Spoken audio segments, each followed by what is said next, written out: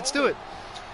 And so that's when I sent you a party chat invite, sent Charlie and all that stuff. And then also what happens? Charlie goes like, all right, if Stevie gets on, message me. I was like, yeah, we'll do. And right when he puts his headphones down, that's when Stevie, you joined it. And then if you didn't hear it, the door just slammed behind him. You know? Oh my god. That timing, dude. So right now we have Kolani versus Jessica Reed in WWE. Nice. I finally created my buddy Jessica Reed, and she's fighting my honey. So my high school buddy and my wife. Over and over. But I want Q to win. Actually. Oh. F my friend. Yes, indeed. She Don't can even know what's happening. Yeah.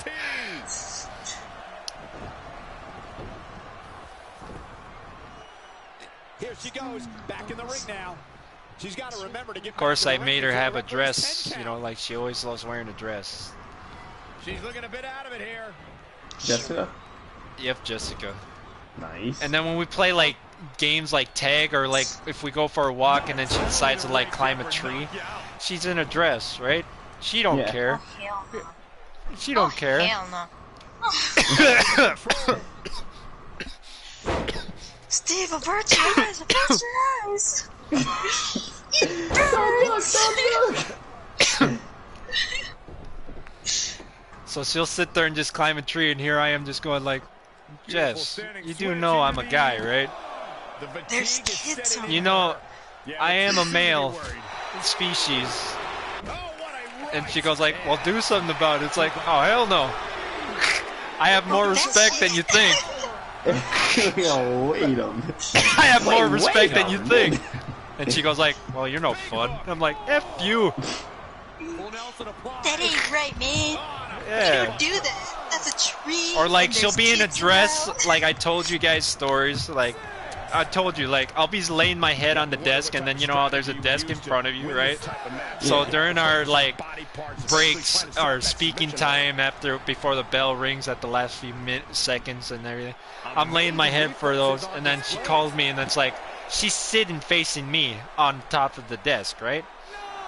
And then her legs are crossed, and she purposely switches them as she goes, hey, Rock, so I have an idea for the next class. And I look up, and then as she switches, I put my head up, look into the ceiling, like, you are a bitch, you know that? And she just sits there and goes like, what, did you see something? It's like, no, I didn't. No, I did not. But don't do that ever again, please. And she goes, why, you'll attack me? It's like, yeah, meaning attack, I'll punch you in the face. Stop tempting me. And she just sits there, well, you're no fun. It's like, Irrelevant. and then she just sits there and all that, Rocky, I keep telling you, you're the only guy I'll let F me. You know, I'm just like, fuck you. Literally. Okay. And don't forget, she's a hardcore, she uses the term hardcore lesbian, right? And I totally respect that. But it's like, ugh. Just that when it comes to, your funeral. Man, here I thought I'm the one that just like makes people uncomfortable or molest them and all that stuff, but apparently, nope. One of your own. It's like looking in a mirror, except really not. And remember, I hate looking at myself in the mirror. So she sits there and goes like, is it a good thing? It's like, just so we're clear, I hate myself. Alright?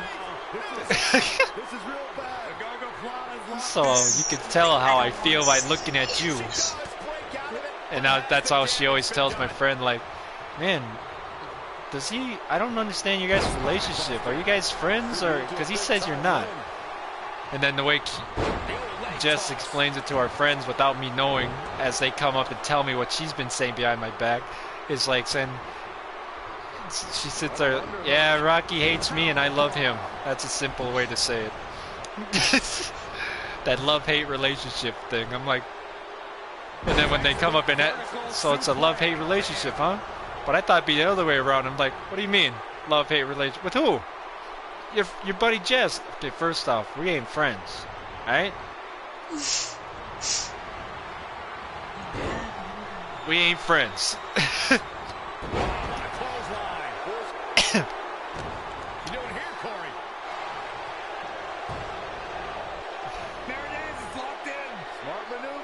She's got her where she wants her. Jess is a weird character. She really is. Yeah. For real. You know what she's already saying, Steve, that pisses me off? Huh. So, I already told again this, and I probably already told you, but I'll just remind you. So yeah, she's married now, and then she'd always sit there and go like I'd sit there and say like, no, we were just classmates from high school. All right, that's all it is. Not friends, not anything. He's like, Rocky, you don't have to be polite. I'm like, what do you mean? You and I have been boyfriend and girlfriend for a long time, and it's still going strong. Hardcore lesbian with, as you say, Mr. Hentai. I'm sitting there like, fuck you. And just remember, her, no matter what anybody says or what she says, her and I never dated. Alright? Let's get that straight. I never allowed it, or it's just weird to me, you know? Mm. I'm trying to show that respect type of deal.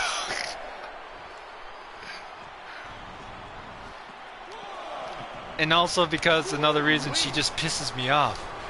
So that's like, I don't feel nothing for some odd reason. It's like, Rocky, you are one lucky guy and you don't do nothing about it? It's like, yeah, I do. I kick her ass. Like I said, the only two real fights her and I got into were just those two back in high school. And whenever she felt like she was pissed off at somebody and she never had a chance to beat them up because they walked away or they went into classroom, and she felt like they just weren't worth it, she would still be that fumed, right, with rage. And she would come up to me, find me, and go like, Ruck, I'm really pissed off. And I'm sitting there going like, oh shit. And I would put my backpack down or give it to my buddies, and then they'd go like, hey, what are you guys doing? And then that's where that's where I'd sit there, she's pissed, guys. She wants to fight. And it's like, and then they would try and stop me, and I'd tell them like, hey, you could try and stop her all you want, but you better be ready to try and stop her. Okay? And besides, I'm always pissed off, so in a way I don't care. I get to beat up on somebody. So it works on both ends how her and I look at it, you know? So you can imagine how that combination did not sound right, trying to stop both her and I, you know? As you guys know.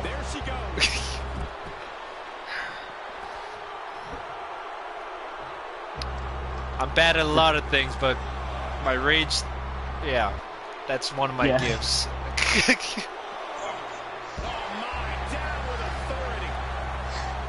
Like that scream last night? No. Yeah, dude. I'm not afraid to be... and I never said I'm tough. It's stupidity is what it is, you know, when I go rage mode. Okay, I agree with people that say it's stupidity, but at least people know where I stand. Like, okay, you want to test me? Find me right now. Let's go. You could beat me in a video game. You could beat me in a video game, but let's see how it goes in real life. Then I'll see how things go on a controller. I like how Stevie said it too. Remember, Steve, when we were at the store?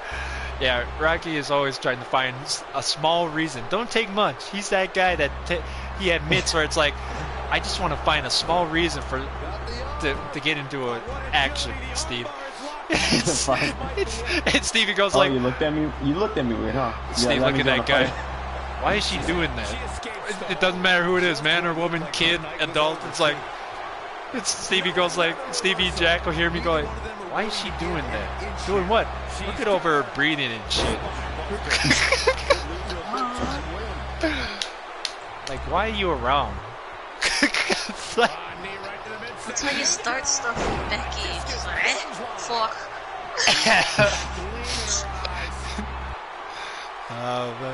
Or like when people, I always tell people like, hey, yeah, no, please, beat me up. I deserve it. But when you beat me up, you better make sure I'm staying down. It's... I don't care if an eyeball's hanging out. Make sure I'm dead. If I'm still low, I'm still conscious, I'm still coming after you. I'm gonna become a zombie full mode. That's why I told you that episode with Stevie's character again, where my character finally joined the tournament for the first and last time, right? And of course, in that Negan trailer, kind of like that. That's how I made my first impression to you guys. Going like, it didn't matter if you're a friend or a family member or a stranger, right? And the rules change, and I told the Octobers to change the rules for that year. And it was a simple rule. The only way to win is by knockout or submission. There's no ring outs. Doesn't matter if you get a ring out. You gotta win by knockout or submission. And Stevie's character is the first one in the Zeron story in that tournament that defeated my character.